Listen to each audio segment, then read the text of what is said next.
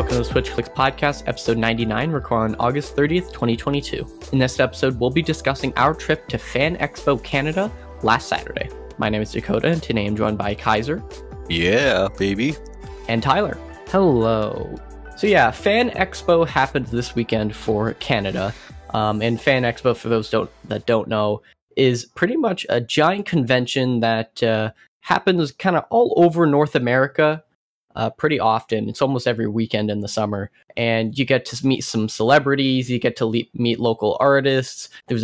It's a massive convention essentially for fans. Well, it's in the name. Yeah, exactly. And we decided we wanted to go on the Saturday, and it basically the first big convention we've been to since the end of COVID, the quote unquote end of COVID, and we were super hyped going into it. And we just want to discuss our experience with the one day that we went. The single day, because we don't need any other day. Yeah. Yeah, I mean, I don't know how you get stuff out of multiple days, especially if you're there the entire time. Oh, I mean, there's obviously multiple guest appearances, stuff like that. I doubt only insane people would go for all 4 days fully. No, I know my boss did that. We got to see from a distance multiple celebrities. Oh, yeah. Yeah, the big ones that people kind of went for is the Stranger Things cast. And for obvious reasons. Yeah, they're super popular, and that's understandable. And up on the top area to get to the South Building, you could see some of the celebrities at their tables. And I think we only got a brief shot, or I did, of Finn Wolfhard. Yeah, and also, I don't remember his name, but the actor who plays Neville in Harry Potter, we also got a brief look at. And we decided not to kind of go in line for any of those, because we had another... your entire day gone. Yeah, I know another person, and they went for 3 lines, and they were there for like 6 hours total. What would it be? I don't know if it was even worth it, but you had to spend money as well. I think the only one that we wanted to go see was what was his name again? Carlo Esposito? Yes, Giancarlo Esposito. And luckily we did get there pretty early, and we were basically at the front of the line to get in, which was pretty surprising. Yeah. We actually got into the building a whole lot earlier than expected, too. Mm-hmm.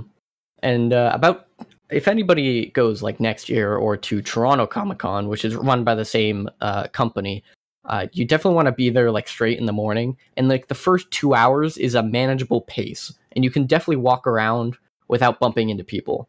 But just about like noon, 1 o'clock ish is when it got so busy, you were basically just pushing into people to get through. Mm-hmm.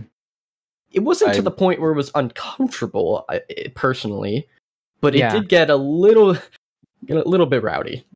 That's true. Yeah, that's a typical con experience. Especially when someone, we won't name names, was a serial ankle stepper. I don't know who that could be, though. Before we went, we wanted to go to a few events, but we only decided to go to 2 of them.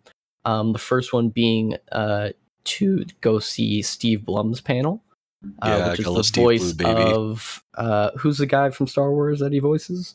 Jesus Christ, man! And I don't watch that show. You're already embarrassing me. I don't even watch that show.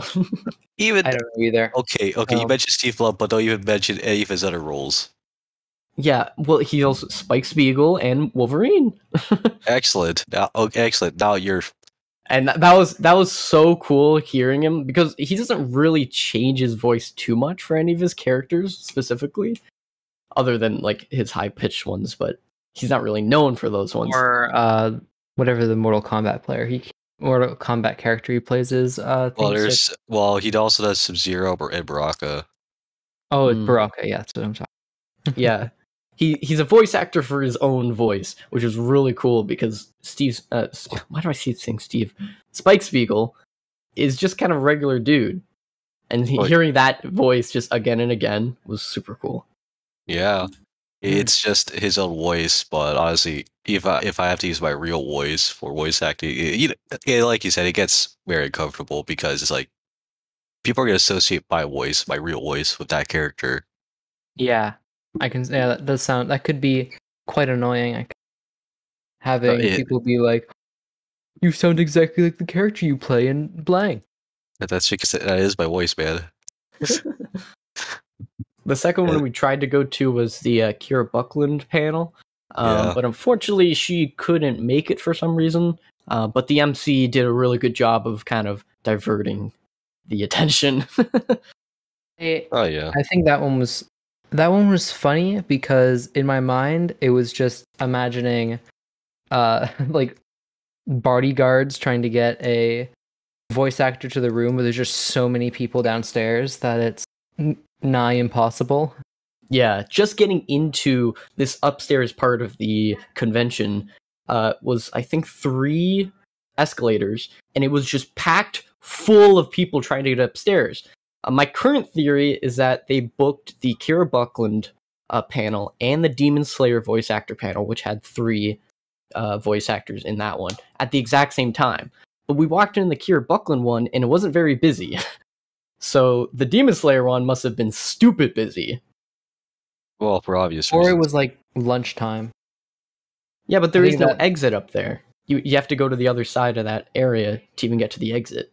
I guess that makes sense. I was actually... I mean, I wasn't late, but it's more so... Oops, I got stuck down here. Yeah, did you end up like at the very end of the line? Because we snuck in on the left side behind this booth. I was at the end of the line, but I decided to, like, just kind of squeeze my face through from the sides, because that's what everyone does. And for anybody that also goes to these events, water is okay. And when they check your bag for food, they don't care. I brought a box of granola bars, and I showed them the box of granola bars, and they didn't care. Yeah, we know you're gonna starve now you anyways. Just got some volunteer fire. Yeah. Great job. No. We don't have to name names. Not yet. I mean, I wouldn't be able to name her name if I ever tried. Oh, it's her. They nailed it down. Narrowed it down. No, it's just a side character. You're not gonna remember their names. I think closer to the end, there's another celebrity that we saw, but closer to the end when we were walking around, and I believe the last hour or so, we kind of passed by the Whatnot booth. I don't know what Whatnot is, but I think the Daniels actor for... Yes, Anthony Daniels. He was there. C-3PO actor. I don't know what he was doing. He was a part of a live stream or something. But he was just there. Nobody was around him. Obviously, it's a live stream. Yeah. But maybe we'll transition into what was our individual favorite parts of the show, and maybe any stories we have. And it all begins in the Steve Bloom panel, all right. I've a lot of people may or may not know, but he did voice Char Aznavour from Mobile Suit Gundam, particularly the trilogy films of the original series. He's okay. It's Char Aznavour. Well, everyone knows. Well, you guys don't know who the Red Comet is. Nope. But kind of the thing for me, it's like I recognize the voice, and every time I hear Steve Bloom's voice, it's like I always go, oh my god, Steve Bloom. Who every time, like, single role in Dead Rising, Steve Bloom. Who even in his roles, that's where he dramatically changes his voice, right? Like, holy crap, it is Steve Bloom. Even with Baraka, right? Because he does a lot of voice work with monsters and the like. A lot of voice actors do that, actually. It's not surprising. The role of Char Aznavour, very iconic, and I was able to ask him the question of how it felt to be playing such an iconic role. And the kind of best part about some of those panels, right, is just how they're able to take simple questions such as one particular question. The first question I was asked at the panel was, "What's your favorite soup?" Yeah, don't forget that. He answered with like so many, but he answered with pho. Everyone loves pho. If you don't love pho, you never had good pho. I'm always surprised how well I guess if you're doing it long enough, but how easy it is to just answer whatever question in an interesting enough way where it doesn't feel like, well, that was a waste of time. Well, yeah, Like, it's more so that he kind of how they just spit it into a story that they can tell, right? And with how he talked about just, you know, being a voice actor during the time where her being a dub actor was not really the best role comparatively. That was a time, and he did mention that he actually got literal death threats during that time. It's very unfortunate, but hey, yeah, it's a little eccentric, I think, yeah, but of hey, people. uh, he's come so far, and he's become good tight in voice acting, really. Hmm. Pretty much everywhere you look, Steve Bloom. We kind of brought it up before, but speaking of the panels, the Kiera Buckland panel that was essentially it never happened was it was like a very slow, gradual feeling of, oh, she's just late, to, oh, he just Unfortunate. isn't coming. And it was very fun to see the what would you call the person on stage? Like the MC. yeah, the MC. You can see them kind of get more worried and then like accept it by the end. Yeah, it just Like right grasps at at the beginning, straws. right at the beginning, there was a guy who just kind of in the back was like, what was he said something like, "We should do a JoJo pose off," and she's like, Oh yeah. "Haha, that's funny, but I don't want Kira to walk in and we're all just doing JoJo poses." And then he brings it up a couple more times, slowly and slowly and slowly. He's like really passionate about this specific JoJo's Bizarre Adventure pose off. And Hmm. Who would it by the be? time there's like 10 minutes left, they give up and give in, if you will. And I think so it ends on a JoJo's Bizarre Adventure cosplayer pose off. that was Yeah, pretty cool. They could do that. They could lean back pretty far. yeah, but True. I was shocked that none of them did the Shoko Nakagawa moment where they posed so hard they broke their ass. Sorry, butts. Themselves. Yeah, Actually, no, that he actually was did very happen. adamant that no one hurt yourself. Yeah, I think Yeah, he wanted to do that pose off because they did cancel the cosplay pose off. That was like an official thing from the yeah, Okay. expo. which is unfortunate. Fans have to be fans, right? Yeah. Well, thank you to that one guy who definitely listens in. In that same Exactly. panel, like before we got in, the MC has to make it interesting. So I think she was asking the crowd, "Oh, what's your favorite anime or any anime recommendations?" And I think every single one that people said, I knew. And then I did my own thing. And then like, yeah, you and I think another person did their own thing, and everybody's like, "What is that show?" Oh yeah, I love Meizani Koku. I will talk about Meizani Koku 1 year. Well, that part was fun, but my favorite part of the expo by like a lot, like a very, very, very significant amount, was the artist alley. Oh Just yeah, walking like we went through like the first building in like an hour, and I was like, uh-oh, we Yeah. have check swatch. How many more hours would you have had? I don't know how long we Well, were there. if you're an But hour in, you have like 8 more hours. yeah. How are we even gonna remotely fill this time? And then we start going through the second one, and it's like same thing, essentially, just a bunch of booths mostly carrying Funko Pops. And then you finally turn the corner, the the light shines as you round the corner to see so much art. Oh, Yeah. Like, don't forget about the choir of angels that begin to sing. yes, the choir of angels sitting in the pizza singing as you turn the corner to see an absolutely insane amount of art. That's right. There was like a piece of pizza around the There was some corner. pizza right next to it. And for reference, this artist alley, it's probably like triple the size of any other one that I've been to. And then that's like, how do I say it? It's probably like 12 at least aisles. And there was probably at least 10 to 12 artists in each aisle. Mhm. Because each artist got maybe like a meter or two of a table.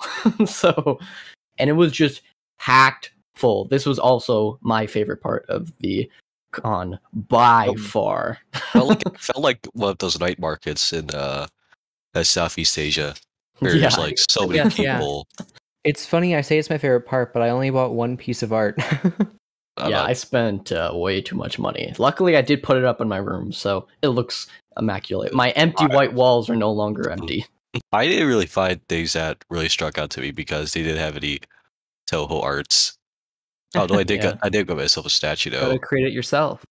For me, the artwork that I was kind of looking for was artwork that didn't scream, I'm a weeb. So I looked for more low-key artwork or ones that just looked incredible. So like I got 3 posters from I forget, I think it's called like Time Skip Studios on Instagram. And it was like the price was buy 2 get 1 free, $50 each. So virtually $100 for 3 posters. And that was a really good deal, I think. And they were basically landscape photos of one was the Lost Woods, another one was a Cowboy Bebop one of the iconic red ship in the hangar. The Bebop. Landscape sets, right? Like I guess there's probably a lot more effort that gets put in that though. Like they were super detailed, and like the other ones were. There was a mix of ones that were super silly, which I did get a few of them. I got one from Mob Psycho, the Body Improvement Club. I don't have the name on hand right now. But yeah, I really like the ones that it felt like you put a lot of effort into it, or it was super creative. Or mix of both. The only thing I bought from there was something for my brother, but there was plenty of things that just were very, very close to something I would want. Other than I am very picky though. Mm-hmm. Unfortunately, the only thing I did want was sold out by the time I got to it. So rip. Yeah, and that was the location poster for Cinnabar Island. Yeah, and I got the Aperture Science poster from the same artist, which was free DLC artwork on Instagram. And for anybody wondering, I have posted all the artwork on my Twitter at Dakota IRL, and you can go check it out there. Shameless plug. So, like, yeah, despite not buying very much, it was insane to turn the corner and just, like, anytime you turn a corner, it was something insane. Yeah, there was shock at least and amaze. One insane thing per aisle. Like I got even I got a business card for every single one of these artists, and that stack is like 1.5 inches thick. He does love his art. It was a traditional painting of a transformer, I think. For how much money? The biggest one that was $25,000. $25,000. Yes. Oh, don't be surprised. And they had a smaller one that was like the Joker, and that was like $3,000. Yeah, $3,000. Like I said, don't be surprised. That was funny. I mean, I am kind of surprised because first of all, it's like it's iconic IP, and then it's also like at a convention, which I don't see like professional artists like that were going to sell their stuff for thousands of dollars coming to these kinds of places. That might have been the only place that broke the 3 circles mark or the 3 zeros. Yeah. 4 figures? Definitely. Yeah. I didn't see anything larger than 3 figures. Even like some amazing stuff, like the Majora's Mask, the canvas, like some gorgeous canvas prints. Everything was priced really nicely, which is insane. Then there's the Bandai Namco booth, and I'm gonna say this. There were some things that I was really tempted. I was tempted. God has tempted me one too many times that day, but I resisted. But I was extremely tempted to get myself a Kamen Rider belt. Which personally, the price of those didn't seem bad, other than the $500 one. Well, that's because it included a lot more, because it includes the stand, a lot of trinkets, the scarf, or pretty much everything. But it's also the first belt too. That's the reason why it's so expensive. It was 50th anniversary, I think. It's kind of speaking about other booths. There was a Nintendo booth, but it was more of a come take a picture and you'll get a free squid hat. Yeah. I didn't really want to wait in line for that. It didn't seem worth it to me, so I didn't end up getting a squid hat. No squid hat for us. All I did to get my hands on like the demo though, it was fun. It was fun. Can't say anything else. I think the other things I wanted to talk about was like there was definitely a handful of weapon stores. Oh and yeah. each of them had like varying quality, but they were basically selling the same thing every time. And some stores just wanted to sell it, and other stores like made it and forged them, and like they actually sold them individually. And they were, of course, they were a lot higher quality and more expensive, but I kind of like that better. And all the ones that were like, oh, made in China, I'm like, I don't really want that. Ouch. And Despite they didn't. how much they try to swindle you down. Yeah, there was what? There was a $150 Demon Slayer sword that looked kind of cool. It was either that or yeah, I think it was Demon Slayer. And the guy was like, "How much would you pay for it?" I open it up and it says a giant brand. It says "Made in China" on the side of the sword blade, and I'm like, "Ah, crap!" And then like the hilt didn't feel like a real product. It felt very cheap. The rope around it didn't feel great, and I'm like, "I'm gonna be honest. I would pay $70 for this." And he's like, I can't do that, man. I mean, if you said $70 right there, deal. But ouch. yeah, it didn't feel great. And I would also prefer to support like an individual small business that would make the swords, other than a guy who buys a bunch of them off of AliExpress. Because I know how to buy stuff off of AliExpress. You can probably buy a sword like that for like $20. Maybe more or less. Depending on the quality. Of course. Dubiously acquired quality. Yeah.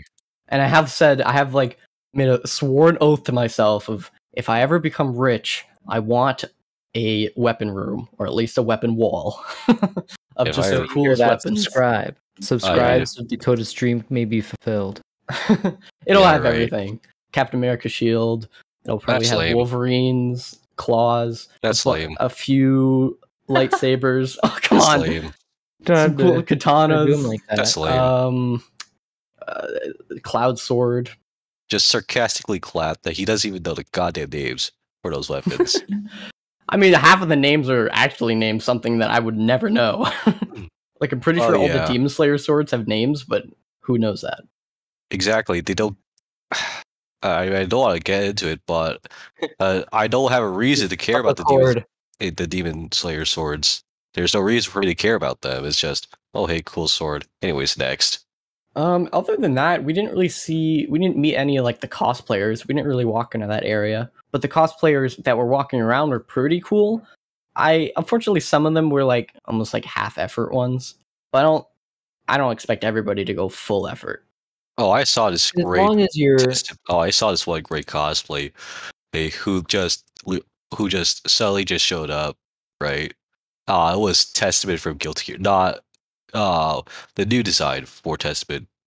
It was great. I got a picture of them actually, but it's great.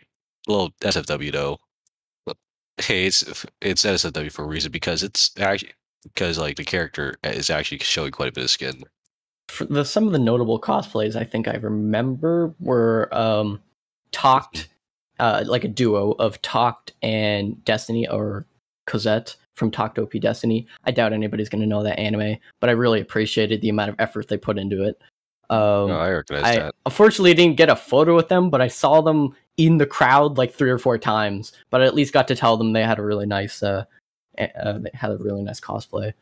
My white whale was a Daredevil cosplayer who looked like his costume was ripped directly out of the show. However, I saw one glimpse of him, and before I pointed him out, he was gone, vanished into the wind. There was actually, for me, there was this one cosplayer who was Yujiro Hanma from the Baki series, and I was very impressed, not because it's just the costume, right? But he actually got the figure to be the ogre, all right, and he responded when I said, "Hey, show me the demon back," and it's a wonderful sight, all right. I wonder what character or series had the most cosplays. Probably Genshin. No, there was a lot of Genshin Genshin is the most- cosplays. That's true. Like What? Genshin is probably the overwhelmingly majority.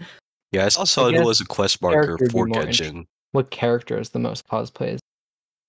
Character, that's probably kind of That's hard. that's I think it's difficult. like That's difficult to say, Spider-Man, man. probably like Well, at There's this a lot Fan of- Expo specifically, probably somebody from Stranger Things. Chances are it's Eddie. oh, that's true. If you just count anyone wearing a Hellfire Club shirt, then Yeah. I'm surprised that there wasn't a lot of what's it called, Sailor Moon cosplays comparatively. Yeah, I didn't see much. I saw like a few One Piece ones too. I didn't Oh, really see that much. there was a fair amount of One Piece, but it's not But it was really only One Piece. it was very casual. Like it was either Luffy or Zoro, and then not really any of the others. Comparatively, oh, actually, no, there was this one other cosplay. Like it when we were waiting for Kiera Buckland, right? I saw a guy in a Sadai Kochia cosplay, a character from the Toho series, of course, because no one else knows enough about Toho except for me. Fortunate, really unfortunate. And yeah, it was well done. I actually had all the colors right too. I'm not familiar with the characters, so I mean, yeah, I unfortunately, literally just said that no one knows any Toho but me on this show. than that, like getting out of the convention was pretty easy. We kind of stayed later until they really kicked us out. Well, they had Walking to at out one in point. Toronto while the CNE at Jay's game, and apparently there was a concert that night too. of course. So there was a lot going on, but we got out pretty easily. The only issue was our escapade to get to the parking garage. Yeah, that's true. Tyler We did somehow walk- found $13 all day parking in Toronto, and we still couldn't get into the building. We couldn't get into it because we didn't know if there was, because we didn't find the entrance until much later. We were Yeah. just There walking in was one circles. open door on the entire building. We were just looking for an open door. That's it. In our adventure for finding parking and also a bathroom, we did also end up in the back rooms, so that was cool. Also known as the path at late night. So chances are maybe not we, but I'll be going to Toronto Comic-Con, which happens, I believe, in April. And that one's a lot more focused on like cosplay and kind of TV shows and movies, less of video games and anime. Yeah, unfortunately, I might not go because of that. Yeah, I just love these things. I haven't gone to one in so long. I was craving it. Exactly. They canceled their local one, which sucks. You know, genuinely, just the experience for me, first time, right? Like, obviously, it's not. I would say if I was there for like 2 days, I think it would have been better, right? Because I could have gotten to see not just more. Well, obviously, I'm going to see more, but just experience a little bit more. Not just hey, more stuff to do, or hey, here's another celebrity to meet. It's more so like just kind of really just understanding the feeling of being in a convention more and more, understanding Yeah. why people go to those things. I think the next time we go, if we go next year, Friday might be the better day, because Saturday was the busiest day by far. Well, for obvious reasons. Thank you for joining us and discussing our experience at FanExpo Canada. We'd love it if you could follow us on Twitter and listen to future episodes on Spotify and iTunes. Join our community Discord server to continue today's discussion. And we'll see you next time for the 100th episode of the Switch Clicks podcast.